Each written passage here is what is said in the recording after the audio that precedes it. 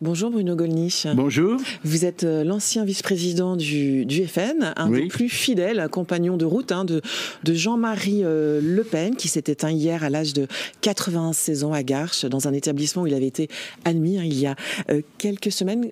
Quand l'avez-vous vu pour la dernière fois ? Je crois que c'était entre Noël et le jour de l'an. Il était encore conscient, il a souri, il a plaisanté avec moi. Et il a récité quelques vers de Victor Hugo à l'occasion de notre conversation, qui était tout à fait appropriée. Mais je voyais bien que depuis des mois, d'ailleurs, il déclinait, il faiblissait. Et c'était évidemment extrêmement triste. Donc son décès m'a beaucoup peiné, mais il ne m'a pas surpris. Voilà. Il était évident que c'était une flamme qui vacillait, qui allait s'éteindre d'un moment à l'autre. Je le disais, vous avez été l'ancien vice-président du Front National, vous êtes membre du Conseil national du RN, vous avez été député du Front National du Rhône entre 86 et 88. Oui, à l'Assemblée nationale. Député européen de 1989 à 2019, directeur de campagne. En 2002, oui.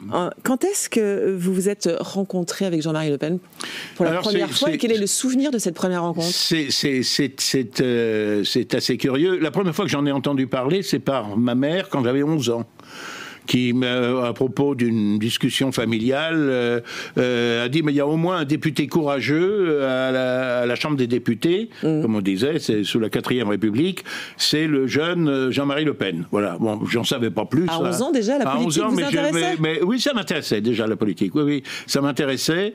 J'avais retenu ça, mais je n'en savais pas plus. Après, j'avais suivi, quand j'avais 15 ans, suivi à la télévision, à la radio, la campagne de Jean-Louis Tixier-Vignancourt, dont il était le directeur de campagne. J'avais des amis à la faculté de Nanterre qui avaient de la sympathie pour lui, pour le Front National.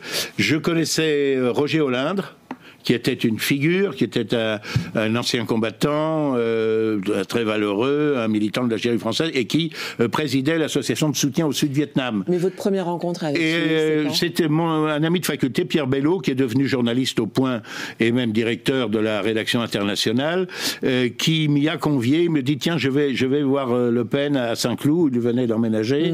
Est-ce que tu veux venir avec moi ? Et là, on est en quelle année donc là, on est dans les années 70. Je ne saurais pas vous dire exactement. Je pense que j'étais revenu du Japon peut-être en 76, quelque chose comme ça. Le Front National avait été créé en 72. Oui, mais il ne m'a pas... il m'a reçu de façon extrêmement chaleureuse, amicale, débouché une bouteille de champagne. Il m'a donné du monsieur le professeur, alors que je n'étais qu'un très modeste lecteur à l'Institut de droit comparé de la faculté de droit de Paris. Et moi, je menais une carrière académique et j'étais soucieux de la neutralité de l'enseignement public. Par suite d'un concours de circonstances, j'avais été élu doyen d'une faculté où on enseignait 25 langues et civilisations étrangères. Ça m'astreignait à une certaine neutralité. Et puis, fin 82, début 83, il y a eu une réunion du Front National à Lyon. On ne trouvait pas de personnalité pour accueillir Jean-Marie Le Pen. On savait quelles étaient, certains amis savaient quelles étaient mes convictions profondes ou cachées, je ne sais pas, et m'ont vraiment prié instamment d'être là. J'ai accepté de l'accueillir. Évidemment, ça a eu un certain écho, en tout cas dans la presse locale et même dans la presse nationale. C'est votre engagement politique auprès de après lui, ça, eh bien, on m'a demandé, et après cet événement qui a fait parler, qui a fait, comme on dirait aujourd'hui, le buzz. Je ne sais pas, je n'aime pas beaucoup cette expression. Enfin, disons, qui a eu un peu de notoriété. On m'a demandé c'est essentiellement Jean-Pierre Stirbois, dont j'avais connu l'épouse également, une amie de faculté à Nanterre, qui était le secrétaire général et qui structurait ce parti qui était absolument minuscule au départ, et qui m'a demandé de prendre la tête de la Fédération du Rhône, qui est passée je crois, de 15 adhérents à 2000 en l'espace de quelques temps, mais au prix de beaucoup de travail, bien sûr. Entre vous et lui, c'était une relation quasi filiale, le terme est juste ? Pas tout de suite, pas de prime abord, mais il m'appréciait, il m'a confié la direction des commissions d'études. Au fil du temps, cette relation que vous avez eue avec lui. Vous diriez que... Oui, oui, sans doute. Il l'a dit, hein, d'ailleurs, dans une émission de télé. Hein. Oui, sans doute, oui. Que s'il avait eu un fils, eh bien, il aurait aimé que cela fut moi. Absolument. C'est un grand hommage qu'il m'a rendu là. Bon, il a préféré sa fille à son fils, hein, disons les choses clairement. Alors certains se sont étonnés que je ne lui en ai pas voulu. Vous n'en avez pas voulu parce j'aurais préféré il a donné le parti à Marine Le Pen. Oui, donner, c'est trop dire. Il a favorisé son élection indiscutablement. Il ne s'en est pas caché devant moi. Si je me présentais, c'est que je pensais avoir quelques qualités pour diriger ce mouvement, que peut-être Marine n'avait pas au même degré, quoique Marine avait des qualités que je n'avais pas au même degré qu'elle. Bon, c'est elle qui, évidemment, dans ces conditions l'a emporté. Elle était aussi surtout très favorisée par les médias. Par exemple, France 2, dans les 2 derniers mois de la campagne interne, lui a donné 8 passages divers, dans 8 émissions, dont certaines grandes émissions politiques. Moi, pas une seconde. Je vous donne cet exemple. Bon. Pour Jean-Marie Le Pen, ce qui était important, c'est qu'il y ait finalement une forme de... Le clan est important. Est-ce qu'il était sensible à, finalement, une dynastie Le Pen dans la politique? C'est un peu Marine, paradoxal. Sa fille, sa petite fille Marion... Oui, c'est un peu paradoxal parce que il vilipendait un peu les dynasties politiques sous la Ve République. Il y en avait quelques-unes, les Jox, Debré, etc. Bon, il a été assez critique à cet égard et finalement, oui, c'est vrai que peut-être c'est son côté celte. Je pense que il avait un sens assez aigu de la famille, mais ceci étant, Marine avait des qualités politiques. Il n'a pas imposé à toute sa descendance de s'engager au même degré que lui sur le plan politique. Il a, c'est vrai, beaucoup insisté pour que Marion se présente à la députation, ce qu'elle a fait de façon emblématique à Carpentras. Carpentras qui avait été le lieu d'un des montages contre nous, où nous avions été faussement accusés de profaner une tombe juive, et à partir de cet acte odieux qui nous était imputé, on a mobilisé la France entière pendant des semaines. C'était absolument incroyable. Il faisait pas bon être membre du Front National à cette époque. Et la victoire de Marion à Carpentras, je sais, l'avait rempli de satisfaction. C'était une revanche en quelque sorte. Sur le plan national, le Front National éclate, entre guillemets, surtout en 1984, c'est les élections européennes. On peut dire que Jean-Marie Le Pen a été propulsé aussi au devant de la scène, favorisé par François Mitterrand, à l'époque président de la République. Alors, une façon de fracturer la droite. Excusez-moi, c'est une légende. C'est une légende. C'est une légende dont d'ailleurs... Jean-Marie Le Pen n'a jamais écrit à François Mitterrand... Mais il a écrit au président de la République, c'était François Mitterrand, ça aurait été un autre, c'était pareil. Pour se plaindre qu'il n'était jamais... Et Michel Cotta, qui était présidente à l'époque du Conseil supérieur de l'audiovisuel, a fait litière de cette légende qui est répétée un peu partout, et forcément, il est naturel que vous me reposiez la question. Mitterrand avait montré la lettre je crois, à Roland Dumas. Il a dit: qu'est-ce que tu en penses? Roland Dumas, du coup, c'est pas de ta compétence, mais c'est vrai que tu as dit que tous les chefs de parti devaient avoir accès à la télévision, donc on va envoyer ça à Michel Cotta. Et Michel Cotta a réfléchi, il a dit: nous avons pris la décision collectivement qu'il soit admis à une émission, et c'est le courageux, bien qu'il fût de gauche, de Virieux, François-Henri de Virieux, qui animait, on va le rappeler à nos plus jeunes téléspectateurs, une grande émission politique, une grande émission qui s'appelait L'heure de vérité, qui était incontournable dans la vie. Le Pen avait quand même un parcours politique déjà exceptionnel. Il avait été l'un des plus jeunes députés de l'Assemblée nationale, enfin de la Chambre des députés à l'époque, sous la 4e République. Il avait été le directeur de la campagne de Tixier-Vignancourt. Il avait un parcours militaire. Il avait quitté son siège. C'était une personnalité quand même qui était très connue. Mais pas majeure dans la vie politique française. Pas majeure, on a décidé de lui faire l'aumône d'une émission. Et pendant 3 ans, ça a été une émission par an.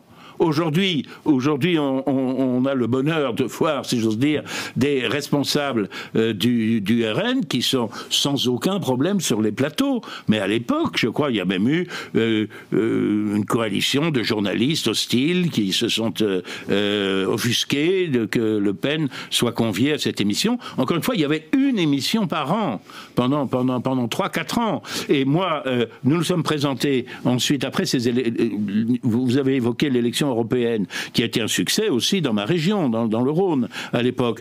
Après, il y a eu des élections cantonales, il y a eu diverses élections, et jusqu'en 86, je n'étais jamais admis à France 3. Jamais, alors que le Front National faisait déjà plus que le Parti communiste. Alors, effectivement, en 84, il y a 10 élus qui sont envoyés au Parlement européen. Le temps file.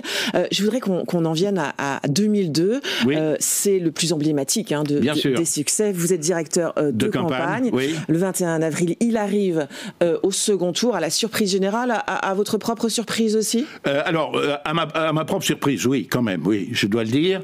Lui, lui personnellement, dans les 3 dernières semaines, oui. Il nous a dit au bureau politique, il faut préparer une campagne de 2e tour. Je me disais en moi-même, j'en vais la préparer, mais il galèche peut-être un peu pour animer le moral des troupes, en quelque sorte. Bon. Et il me disait, si, je sens l'enthousiasme, je sens l'enthousiasme croître, je sens que la mayonnaise prend, et il n'est pas du tout impossible que je sois au 2e tour. Et effectivement, il a été au 2e tour, mais on nous l'a fait payer très cher. Mais lui, il a été surpris de ça, il était étonné.